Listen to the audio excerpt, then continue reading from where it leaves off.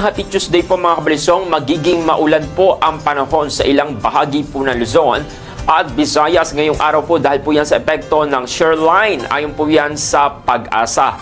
Apektado po ng shear line ang bahagi po ng Southern Luzon at Visayas na magdudulot po yan ng mga maulap na kalangitan na may mga kalat-kalat na mga pag-ulan at pagkidlat, pagkulog sa bahagi po ng Visayas, Bicol Region, Mimaropa, Quezon at Aurora.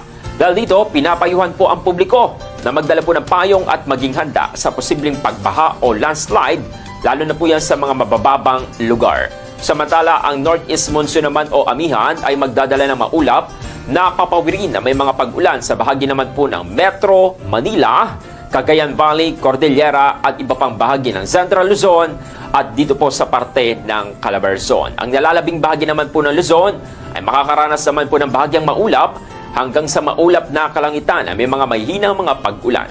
Dito naman po sa dako ng Mindanao, magdudulot po yan ng mga easterlies ng maulap na panahon na may mga kalat-kalat na mga pag-ulan at pagkulog, pagkidlat sa Caraga at Davao Region.